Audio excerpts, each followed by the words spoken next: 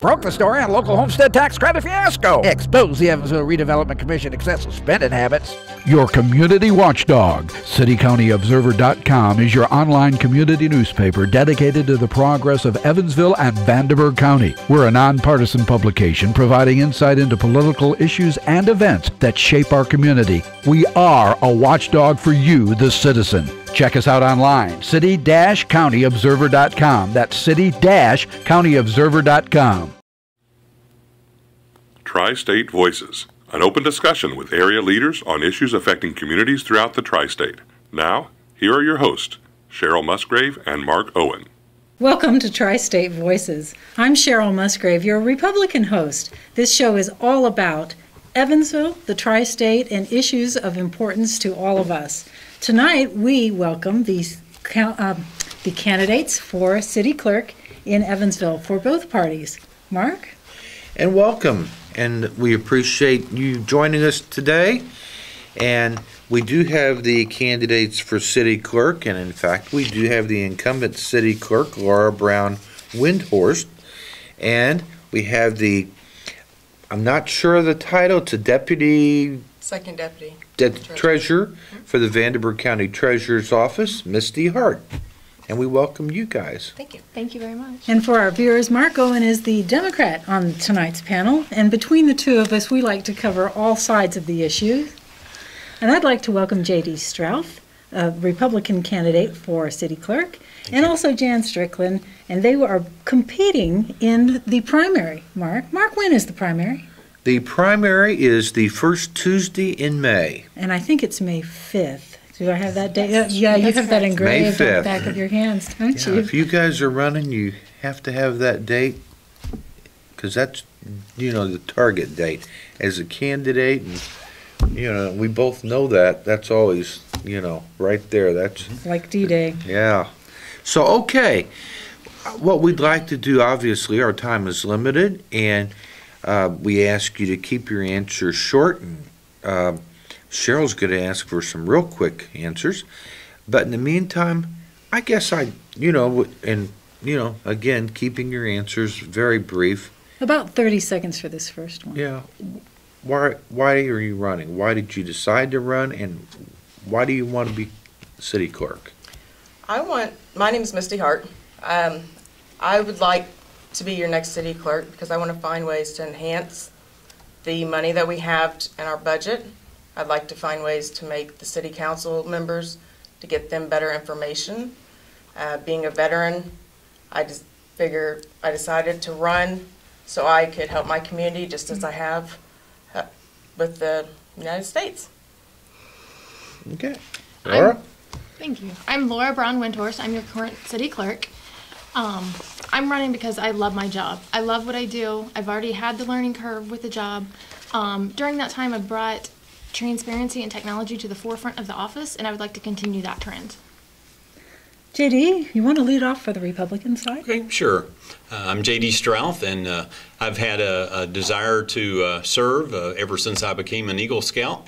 And the duties of the office of city clerk are duties that I know that I could diligently fulfill.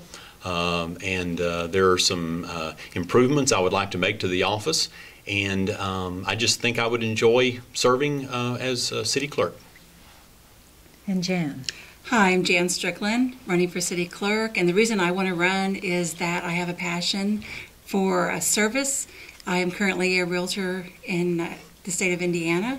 And servant leadership is something that I've been trained on, that I would like to pursue and help people and use my experience that I have to be effective. Well, one of the jobs of city clerk is to post all of the minutes and ordinances online for the members of the public to be able to go online and read the minutes and learn what the city council has done for them over the past meetings and years, and I believe these are up for several years running now. But one of the problems with the minutes is that there's about a 5-week time lag between the time of the meeting and when the minutes are posted.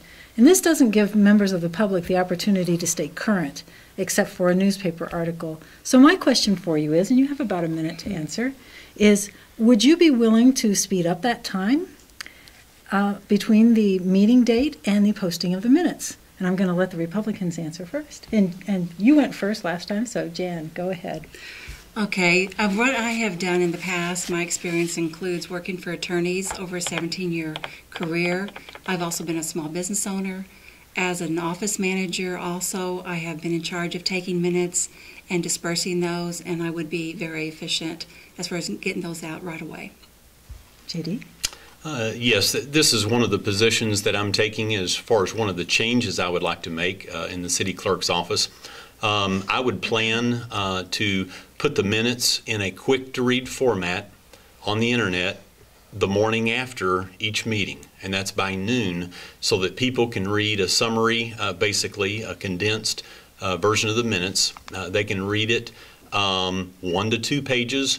There's no reason why that can't be done. Many organizations have people taking the minutes where they do basically have a 1 to 2 page version of the minutes, and if elected, I will do that. And then what? Have the detailed minutes follow up?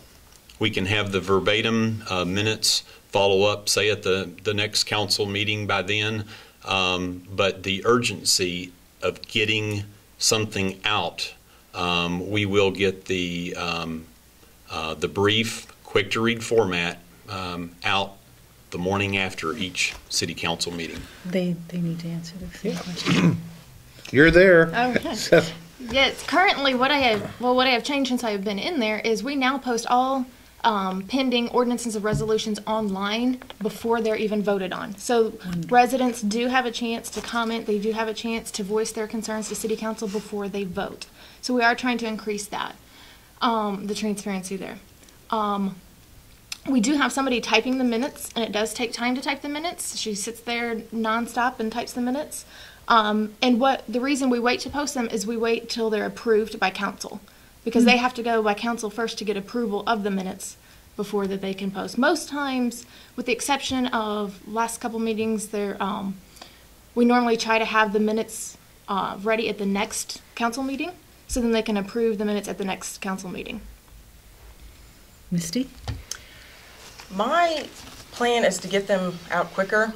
The very next day probably is not a very good time frame because you don't have as much information.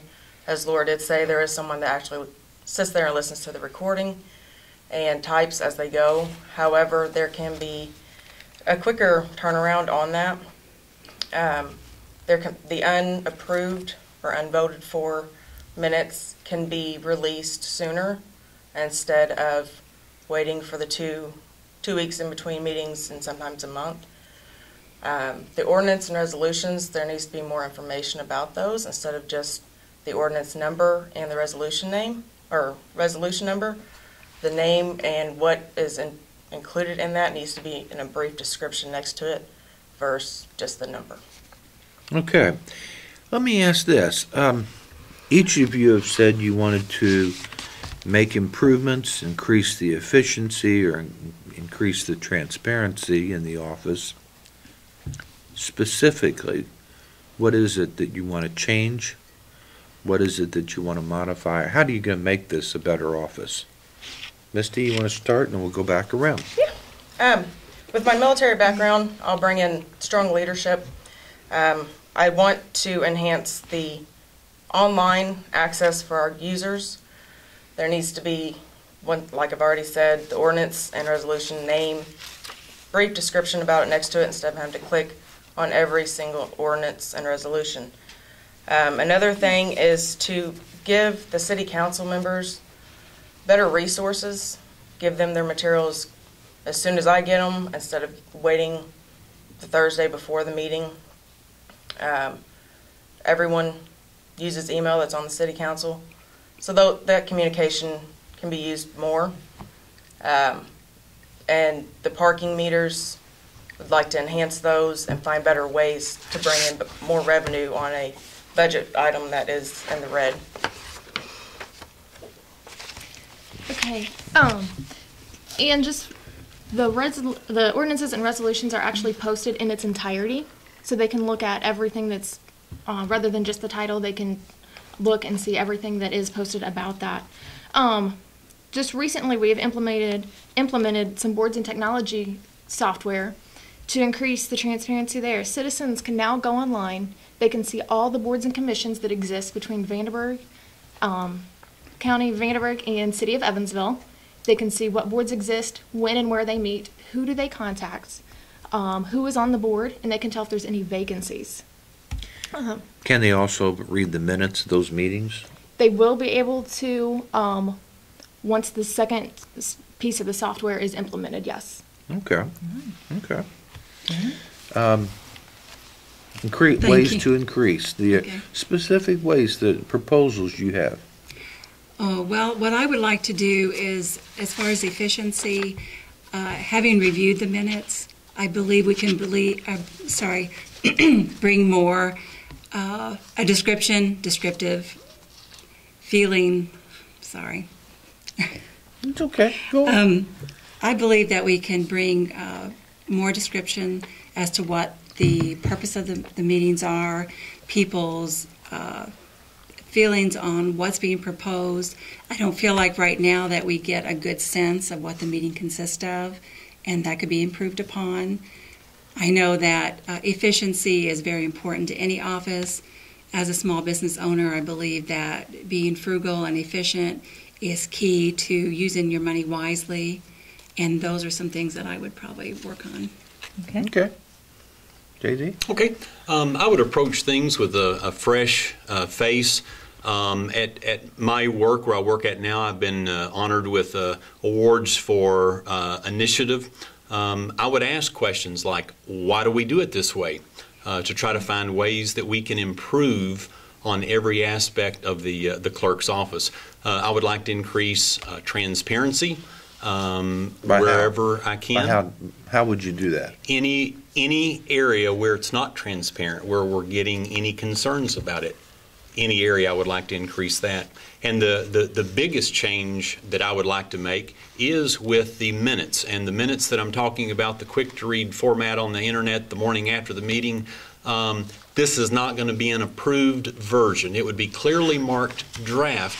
And my thinking there is the public should not have to only get the version of what happened at the city council meetings through the media, the filter of the media. And also they shouldn't have to watch a 2-hour video segment on what happened. I mean, people are busy nowadays. A couple of minutes in order to read the minutes, I think that's good, and we can do that the morning after each meeting. Okay. Well, thank you for that. I have a short question, and I'm actually looking for an even shorter answer. If we could limit your answer to one word, that would be greatly appreciated, and it would, I think, be very illuminating also. So my question is, do you think that the office of city clerk should be an appointed office or an elected office? Start with Misty. Oh, you got... I elected. Elected. Elected. Elected. Unanimous. But let me ask you why. Because if the police chief's appointed, what makes it special? Are the city controllers appointed? And why should it be elected instead of appointed? It gives the voters one office there. They'd be one more office than they would have if they took it away from being elected to being appointed. And that way it does allow instances of the clerk serving as one party with the mayor or council being of another party. Yeah. Quick. Currently, I believe that having it elected, it gives that feeling that you can not be lean towards Republican or Democrat as far as working with the council, because you're going to have a mix of parties in the council, and I think you should be open to communication. Okay. I believe it gives the voters a voice. They can choose who they want and not somebody that's appointed. So if the mayor's hired or the mayor's elected and you don't like who he's picked, it gives you an opportunity to voice who you would like to represent you. I chose elected because the city clerk has to work with both sides of each party. They're there to help the community and be the information hub for the citizens. and they should be able to choose who they want to get their information from. Well, those are all great responses. I'm going to ask another one-word answer question. The question is a little bit longer, but since you have all agreed that the office should be elected and not appointed, and so far the chief duties that we've talked about consist of minutes and other duties that don't require action and preparation and thought. There, you transcribe minutes. Well, so here's the question. Should the clerk be an advocate for or against matters that come before City Council? Should you take a position? And I'm going to mix things up, and I'm going to ask Jan to answer first. I don't think that you should have to choose if you're for or against something. That is what the council is voted to do, and they have the research to do that. So no, I don't think you should. Okay, and I'm going to jump over to Laura. I believe that they should not. We're here to perform it. We're here to be equal, and we're here to do a job. And we should not. So no. Yes. Misty? No, we're there to support the City Council. And JD? I would say no, with the possible exception of a change in ordinance that was relating to the city clerk's duties. Let me ask you this. County council, they have their own staff. Should the city council have its own staff? Starting with JD? JD? I don't think so. I think that that for efficiency and as far as saving money, I think it probably works best the way it does now with the city clerk's office helping in that regard. And no, I don't think that they need their own staff in this case. I believe that if you're talking about money being an issue, then we don't need to have the extra expense to do that. Right now, if it's working efficiently enough through that office, and as being transparent, you shouldn't need to do that. I don't know. Take a choice, Misty. I'll go. I don't think they need one. However, I think they need more support in the city clerk's office to give them better resources. I do not think they need one. The filing deadline for council, for anyone to file something for a council meeting, is Wednesday at noon. We get them the information the very next day. We also, if anybody calls our office, we're willing to help. We'll email them. We will assist them. We'll pull files. We'll assist them in any way they can, anytime they ask. Okay. Well, this question may be more nuanced than the last ones, but you all feel that the office should be elected, but you all feel that you should not be an advocate for matters that appear in front of City Council. No one addressed whether you should be an advocate in any other way. So once elected, given the fact that you're doing duties that are prescribed for you, and you don't feel that you should be an advocate, who do you feel that you will represent? Do you represent the government, or do you represent the people? And just so you know, this has been an observation of mine for many, many years, so it's not a question that I've dreamed up just for you, and I'll be asking other candidates on this show may also be asked this very same question. Who would like to go first? I'll go. All right. I think that we work for the citizens. The citizens are the one that voted us in. We are there to give them as much information as we can. We're there to help them with any problems that they have, and we're voted by the citizens, and that's who we work for. We don't work for one-on-one with City Council, and we don't work one-on-one with the mayor or the boards. We work with them, but we don't work for them. Okay. Laura? I am in complete agreement with that. We work for the citizens who put us in our position, or excuse me, who put me in the position that I'm in today, and I believe that we are the citizens' voice, and we work for them. Being elected by the citizens, I think that we should be accountable to the citizens. JD? We work for the public, for the citizens, and I think that we can work for the public best by helping the efficiency of things between the council members, the mayor's office, things like that. So even though you're actually working for the public, you're helping to facilitate things by working with the council and mayor. I'm going to kind of go in an interesting way here, but I assume all the packets are sent out to the council on like the Thursday before the meeting. Is it done by the police still? It is not. No, it's They pick up their packets. they pick them up. Why couldn't we just go paperless? I have actually asked council that. I've asked the current council president.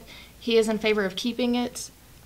They like to have it in front of them to look at them during the meeting, and we do. But I have a computer screen.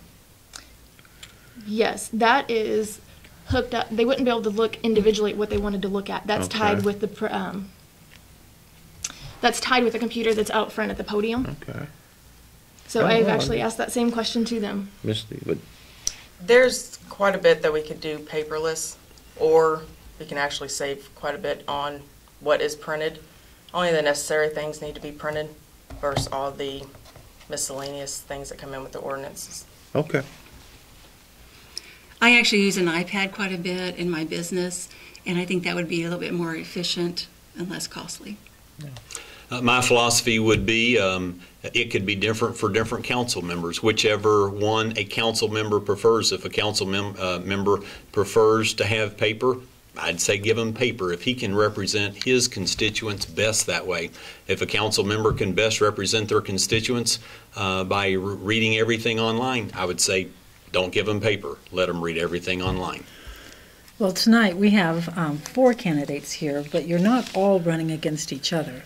The Republicans are running against each other in the Republican primary, and the Democrats are running against each other in the Democrat primary. So on this side of the table, one of you will emerge as the victor, as on the other side of the table. So my question to you each is, if your opponent wins the primary, will you support him or her in the fall election? And JD, go first. Most likely. As far as being a party member, yes, I would support my party. Being the president of the Vanderburgh County Democrat Club, we support all of our candidates in the fall, so I'll be behind whoever wins in the spring. Yes, as a Democrat, I will back the Democrat. So what role does your political affiliation have in you being the clerk? In terms of, is there a role that your political affiliation has in as relates to your official duties or not? Who do you want to answer first? Misty? We'll go back around here. Is that clear or not clear? Not really. Will politics have any direct relationship to how you perform the duties of your office? Will I cater more to one party than the other? And No. Does it generate any special influence or anything? No, just I'm elected as a Democrat, been a Democrat all my life, always will be. But when you're elected, you have to work with both sides, no matter if you like them or not. Okay. So. Absolutely not. Right now, and that's been proven with the Scranicus software that our office found for the boards and commissions. We found the software, went to the mayor's office, they loved it. Then we worked to the county, and so I've worked across city and county lines and party races. Okay. JD? Sure. No, there is no betterment to one party versus the other party if I'm elected city clerk. The importance, though, of candidates running as Republican and Democrat, I think, is that each party has their opportunity of trying to field the best candidate, so that way in November we have hopefully the 2 best candidates available vying for the office. And then we hope to have you back, the winner of the Democrat primary and the winner of the Republican primary. That would be great. Okay. I'm going to jump to a different topic. I think the only time members of the public encounter the office of city clerk, unless they're looking for minutes, is when they get a parking ticket. No. So, just a quick quiz. Just jump out. If you have the answer, shout it out. What's the cost of a parking ticket? How much? 25. 25?